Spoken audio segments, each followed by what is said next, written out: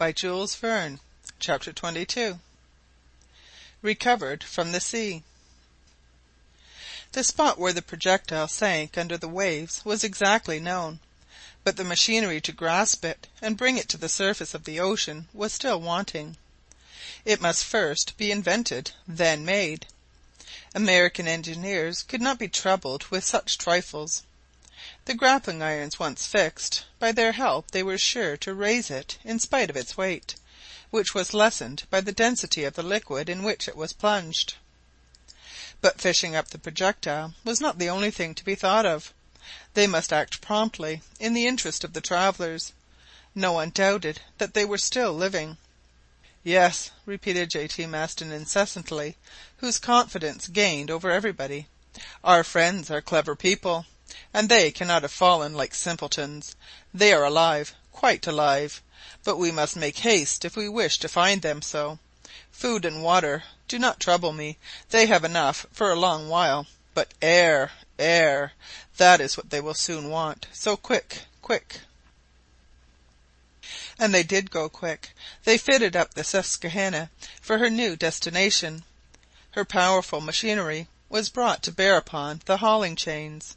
The aluminum projectile only weighed 19,250 pounds, a weight very inferior to that of the transatlantic cable, which had been drawn up under similar conditions. The only difficulty was in fishing up a cylindro-conical projectile, the walls of which were so smooth as to offer no hold for the hooks.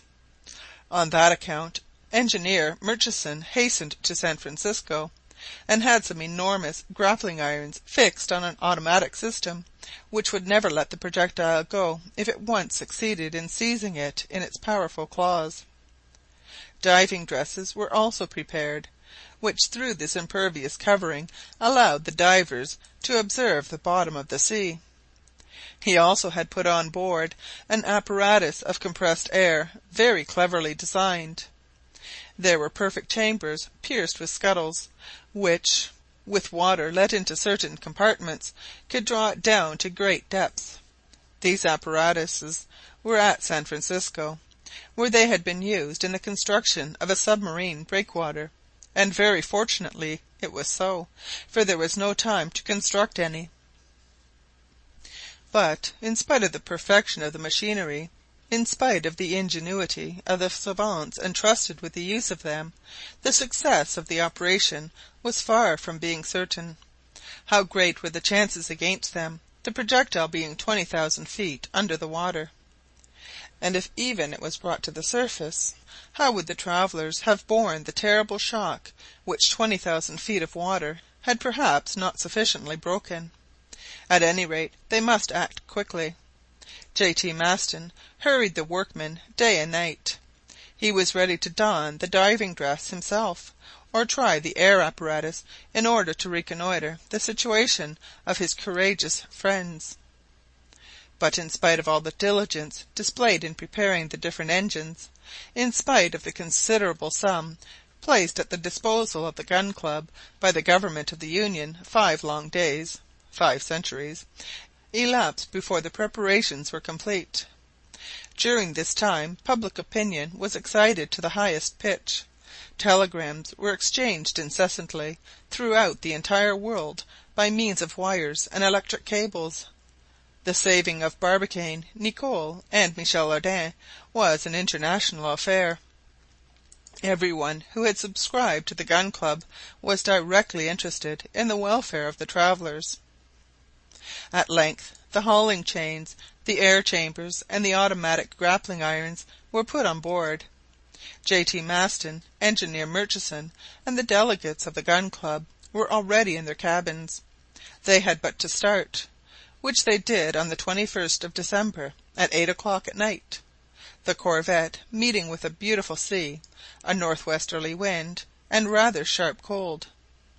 The whole population of San Francisco was gathered on the quay, greatly excited but silent, reserving their hurrahs for the return. Steam was fully up, and the screw of the Susquehanna carried them briskly out of the bay. It is needless to relate the conversations on board between the officers, sailors, and passengers.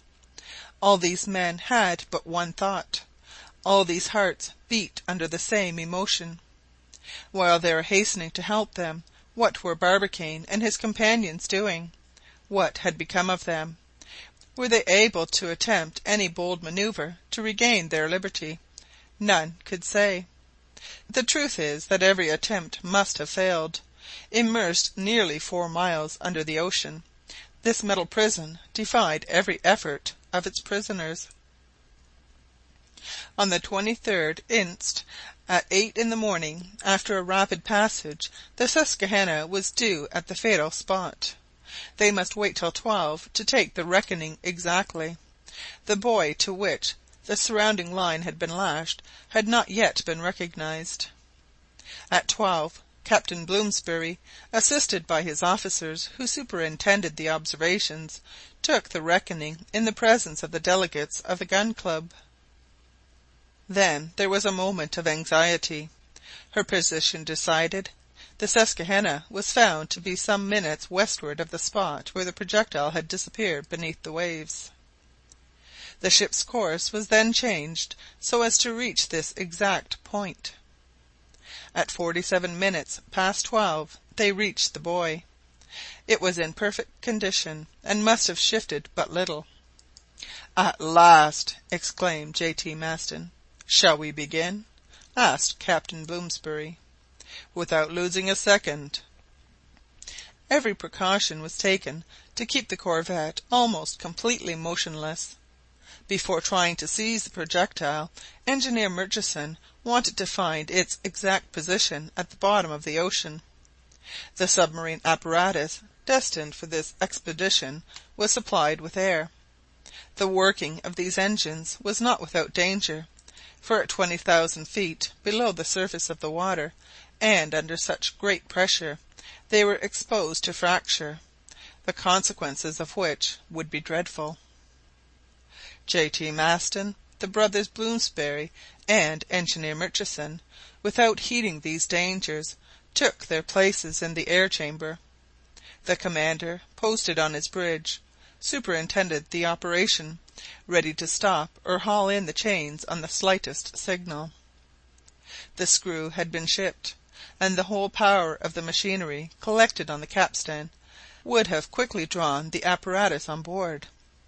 The descent began at 25 minutes past 1 at night, and the chamber drawn under by the reservoirs full of water disappeared from the surface of the ocean.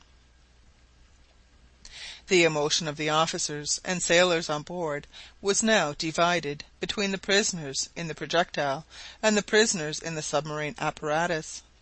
As to the latter, they forgot themselves, and glued to the windows of the scuttles, attentively watched the liquid mass through which they were passing.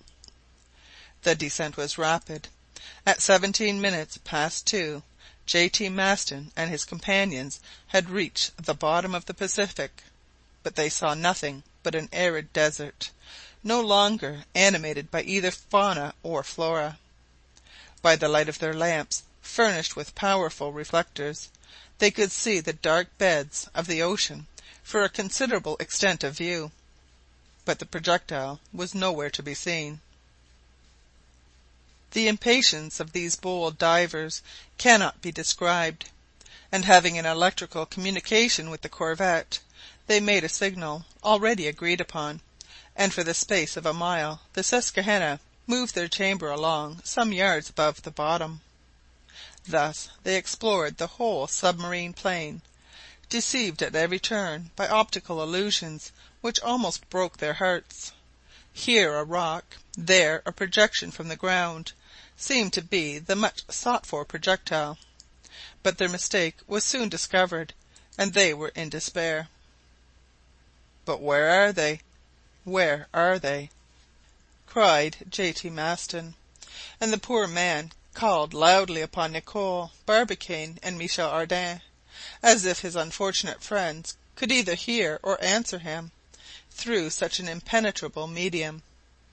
The search continued under these conditions until the vitiated air compelled the divers to ascend. The hauling in began about 6 in the evening, and was not ended before midnight. "To-morrow," said J.T. Maston, as he set foot on the bridge of the corvette. "Yes," answered Captain Blomsberry. "And on another spot?" "Yes." J.T. Maston did not doubt of their final success, but his companions, no longer upheld by the excitement of the first hours, understood all the difficulty of the enterprise. What seemed easy at San Francisco seemed here in the wide ocean almost impossible. The chances of success diminished in rapid proportion, and it was from chance alone that the meeting with the projectile might be expected. The next day, the 24th, in spite of the fatigue of the previous day, the operation was renewed. The corvette advanced some minutes to westward, and the apparatus, provided with air, bore the same explorers to the depth of the ocean. The whole day passed in fruitless research. The bed of the sea was a desert. The 25th brought no result, nor the 26th. It was disheartening. They thought of those unfortunates shut up in the projectile for 26 days. Perhaps at that moment they were experiencing the first approach of suffocation. That is, if they had escaped the dangers of their fall. The air was spent, and doubtless with the air all their morale. "The air possibly," answered J.T. Maston resolutely, "but their morale never." On the 28th, after 2 more days of search, all hope was gone. This projectile was but an atom in the immensity of the ocean. They must give up all idea of finding it. But J.T. Maston would not hear of going away. He would not abandon the place without at least discovering the tomb of his friends. But Commander Blomsberry could no longer persist, and in spite of the exclamations of the worthy secretary, was obliged to give the order to sail. On the 29th of December, at 9 a.m., the Susquehanna, heading northeast, resumed her course to the Bay of San Francisco. It was 10 in the morning. The corvette was under half steam, as it was regretting to leave the spot where the catastrophe had taken place, when a sailor, perched on the main-top gallant cross-trees, watching the sea, cried suddenly, "A buoy on the lee bow!" The officers looked in the direction indicated, and by the help of their glasses saw that the object signalled had the appearance of one of those buoys which are used to mark the passage of bays or rivers. But, singularly to say, a flag floating on the wind surmounted its cone, which emerged 5 or 6 feet out of the water. This buoy shone under the rays of the sun as if it had been made of plates of silver. Commander Blomsberry, J.T. Maston, and the delegates of the Gun Club were mounted on the bridge, examining this object straying at random on the waves. All looked with feverish anxiety, but in silence. None dared give expression to the thoughts which came to the minds of all. The corvette approached to within 2 cables' length of the object. A shudder ran through the whole crew. That flag was the American flag. At this moment a perfect howling was heard. It was the brave J.T. Maston, who had just fallen all in a heap, forgetting on the one hand that his right arm had been replaced by an iron hook, and on the other that a simple gutta-percha cap covered his brain-box. He had given himself a formidable blow. They hurried toward him, picked him up, restored him to life. And what were his first words? "Ah, trebly brutes, quadruply idiots, quintuply boobies that we are!" "What is it?" exclaimed every one around him. "What is it? Come, speak!" "It is, simpletons," howled the terrible secretary, "it is that the projectile only weighs 19,250 pounds." "Well?" "And that it displaces 28 tons, or, in other words, 56,000 pounds, and that consequently it floats. Ah, what stress the worthy man had laid on the verb float! And it was true. Yes, all these savants had forgotten this fundamental law, namely, that on account of its specific lightness, the projectile, after having been drawn by its full fall to the greatest depths of the ocean, must naturally return to the surface, and now it was floating quietly at the mercy of the waves. The boats were put to sea. J.T. Maston and his friends had rushed into them. Excitement was at its height. Every heart beat loudly while they advanced to the projectile. What did it contain, living or dead? Living, yes, living, at least, unless death had struck Barbicane and his two friends since they had hoisted the flag. Profound silence reigned on the boats. All were breathless. Eyes no longer saw. One of the scuttles of the projectile was open. Some pieces of glass remained in the frame, showing that it had been broken. This scuttle was actually 5 feet above the water. A boat came alongside, that of J.T. Maston, and J.T. Maston rushed to the broken window. At that moment they heard a clear and merry voice, the one of Michel Ardan, exclaiming in an accent of triumph, "Whitehall, Barbicane, Whitehall!" Barbicane, Michel Ardan, and Nicholl were playing at dominoes. Chapter 22.